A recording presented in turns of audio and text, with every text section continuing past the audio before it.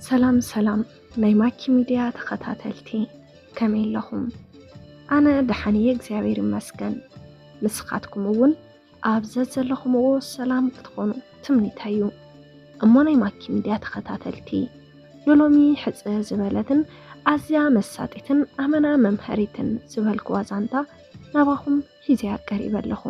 ግና ቅድሚ ናብቲ ዛንታ ምባለይ ነዚ ቻናል ሳብስክራይብ ዘይገበርኩም ሰባት እንተዳሕሊኹም ነዚ ቻናል ሳብስክራይብ ብምግባር ነዛንታ ጀምርዎ ክብለኩም ይፈቱ። ናብቲ ዛንታ ከብለኩም ሰናይ ምክትታል። ቅድስቲ ገና 10 ክፍሊ እንተላ ምስ ሓደ ምስኦም ዝመሃር ተምሃራይ ፍቕሪ ሒዝዋ ኣብ ልዕሊ ህይወታ ዓብይ ጽዕንቶ ዝፈጠረ ናይ መጀመርታ ፍቕሪ ኩሉ ነገር ገዲፋ ስለቲ ዘፍቀረቶን ንሓሰበት ድቃስ ሰዓነት እንታይ ክትገብር ከም ዘለዋ እናተጨነቀት ድሕሪ ምጽናሕ ንመሓዙታ ክተማኽረን ወሰነት። መሓዙታ እውን እቲ ዝስምዓ ዘሎ ትኽክለኛ ስምዒት ንኽትነግሮ ኣተባባዓኣ ፍርሕ ትብዕ እንዳበለት እቲ ዝተሰምዓ ስምዒት ነተወዲ ተዛረበቶ። ናይ ተወዲ መልሲ ግና ከም ዝተጸበየቶ ይኮነላን። ብመልሱ ኣመና ሓዘነት። እትወዲ እምቢ ኣይኾንን ምስ በላ ናብ ዓብይ ጣዕሳ ኣተወት።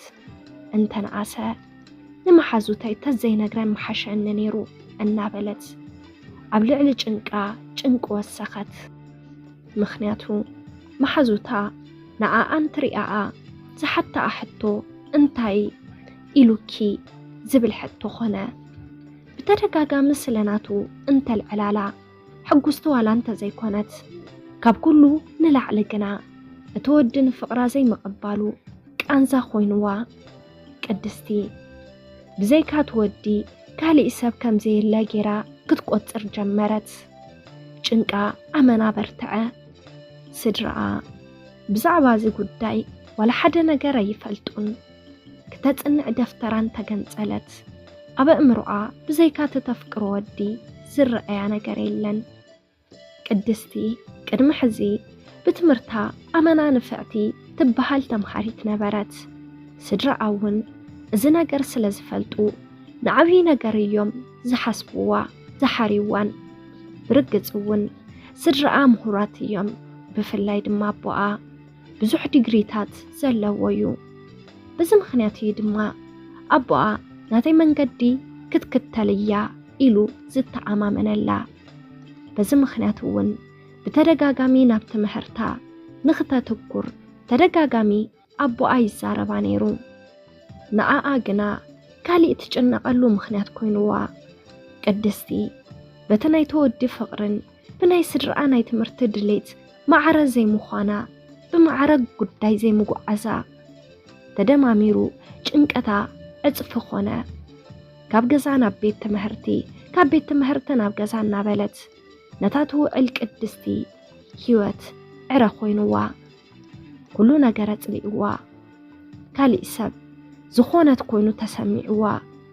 ኣብዚ ምድሪ ዋላ ሓደ ዘሕጉሳ ነገር ሰዓነት።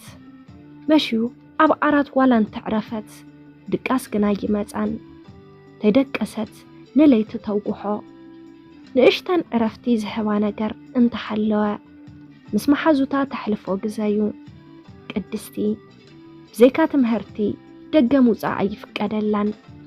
መሓዙታ ሓልሓሊፈን ንገዝኣ ከጽንዓይለን ይመጻየን። ብኸምዚ መንገዲ ሰሙናት ሓለፉ። እቲ ኹነታታ ተይተመዓራረየ ብምትራፉ ነዚ ነገር መፍትሒ ክኾነኒ እዩ ዝበለቶ ነገር ንበይና ሓሰበት። ነገር ግና ምንም መፍትሒ ክትረክብ ኣይከኣለትን። መጽሓፍ ምንባብ ዩቲዩብ ምርኣይ እዚ ኩሉ መፍትሒ ኣይኮነላን። ሕዚ እውን እንተኾነ ሓሳባ ካብቲ ወዲ ኣይወፀትን። እቲ ወዲ ድማ ጭንቀታ ክቕልለላ ኣይከኣለን። ቅድስቲ እቲ ወዲ ሕራይ ስለ ዘይበላ ኣብ መወዳእታ መፍትሒ ዝበለቶ ናብ ሕክምና ምኻድ ነበረ። ቅድስቲ ሕክምና ምኻድ ምውሳና ንስድራኣይ ተዛረበትን። ንቤተሰብተይ ተዛረብካ ሕክምና ምኻድ ድማ ብዙሕ ሕቶታት የምጸልካዩ። ንሳ ድማ ኣይኮነን ንብዙሓት ሕቶታት መልሲ ክትህብ ولا نحد ملس يبلان بزي بيتساب حكمنا مخاد ناي دقاف مسعان سمعيت يفتر الكايون نتحكمنا زخون كرش مركب نتمحري أمنا خبيديو قنا نجبقات تبحالو نتاكسي تبحيلا التوهابو قرشن محازوتا كرشو وسيخو ملان ناب حكمنا خدت اتحكم أدلاي زبالو مرمرا جحر مقبارو جنكن أخل دقاس كم زي تركب زلان اتحكم تزاربا اتحكم ون حكم الناقر لا مدحانيتن مخرن لقسلا قدستي ببيجيزي حكمنا كتتلا بحبو كتقصلو جمرت دحر قزاد ما عبي من محيا شمسات دحر قزاون أخل دقاس كدقاس جميرا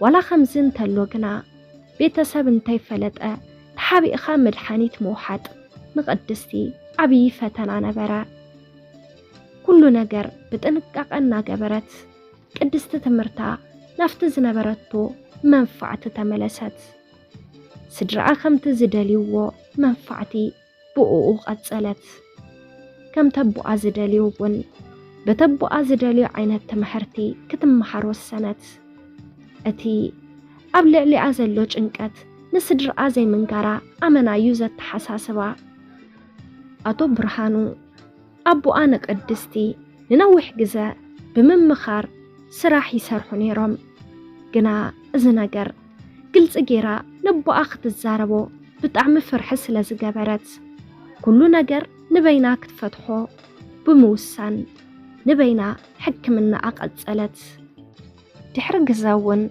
أجزاب حيري مسكن نتزفكرت تودي بمرسع تمرتا بمنفع هيوتا قد سألت هيوتا انت تقتلقن كم تقدم حززنا برو زي كونس كابقون لعلي نهيرا بتبق من قدي هيوتا قد سلا سلام نيماكي ميديا تخاتاتلتي نلومي حزالكم قريبا زنبرقو نزي مسل نيرو نزانتا أمنا فاتيخمون كابزانتا بزوح تمرتتات رخيبكم الوقت قانون تمنيتنان بحقنانيو أمو نيماكي ميديا تخاتاتلتي أبز چانال زانتاكم قربالكم اتدالي سوات انتداحليكم بوشت مسمر كتزرار بنات خليكم نس چانال حدشتين تحرداحليكم سابسكرايب بمقبار نتاني جول ملكت بمنكا ناي چانالنا نيهوترو تخاتاتلتنا كتخونن اللابو كسام موداتا مسانا سلز أنحكم اندا مسكنا بقصالي بخالي زانتا بخالي مدب